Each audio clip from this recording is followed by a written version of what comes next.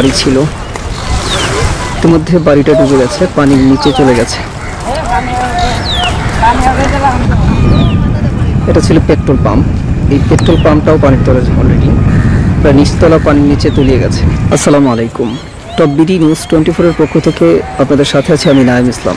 দর্শক, এই মুহূর্তে আমি রয়েছি সুনামগঞ্জ বঙ্গবন্ধু মেডিকেল কলেজ ও হাসপাতাল এর ঠিক সামনে। আপনাদের দেখানোর চেষ্টা করব বর্তমানে সুনামগঞ্জে বন্যার কী অবস্থা। রাস্তার এই পাশে একটা বাড়ি ছিল, ইতিমধ্যে বাড়িটা ডুবে গেছে, পানির নিচে চলে গেছে। দুইটা বাড়ি এখানে ছিল। সুনামগঞ্জের বন্যা পরিস্থিতিটা অত্যন্ত ভয়াবহ, সেটা আপনারা দেখেই বুঝতে পারছেন। মানুষ চলাচল করার মতো কোনো উপায় নেই, দেখতে পাচ্ছেন। আরেকটি বাড়ি রয়েছে, কয়েকটি বাড়ি, এগুলোও পানির তলে অলরেডি।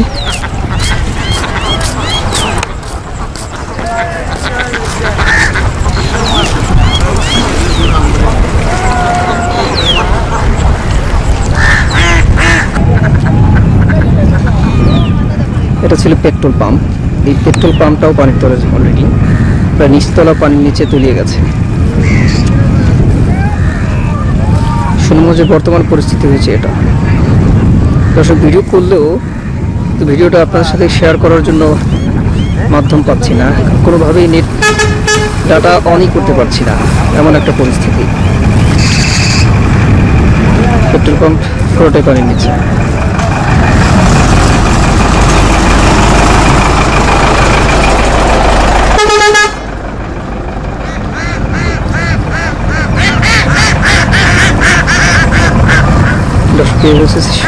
সুনামগঞ্জের বর্তমান বন্যা পরিস্থিতি গাছগাছটা আমি জুম করে আপনাদের দেখানোর চেষ্টা করি। দুই বাড়ি ঘরগুলোর কি অবস্থা।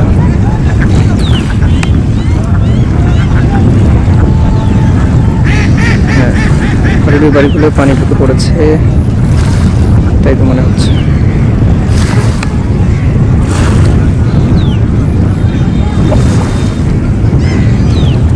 দেখতে পাচ্ছেন যে অলরেডি বাড়িগুলোর মধ্যে পানি তলিয়ে গেছে। বাড়িটা আরো অর্ধেকের বেশি পুরো বাড়ি ঢুকে গেছে।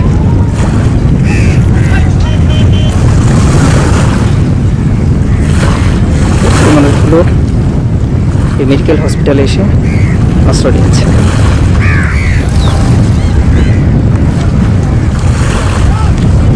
জুম করা একমাত্র চলাচলের উপায় হচ্ছে নৌকা।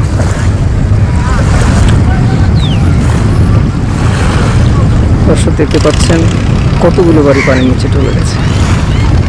এখনকার সব বাড়িগুলোই পানির নিচে, আর এরা সবাই আশ্রয় কেন্দ্রে অবস্থান করছে।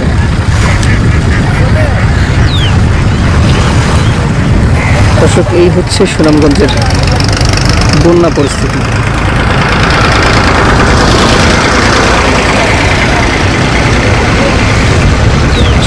কিছু বাড়ি দেখা যায় কিনা, আর একটা বাড়ি আছে, এটাও তুলে গেছে।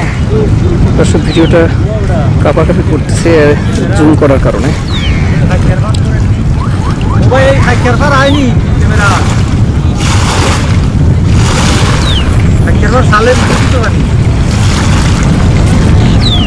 দর্শক, দেখতে পাচ্ছেন মানুষ নৌকা করে চলাচল করতেছে।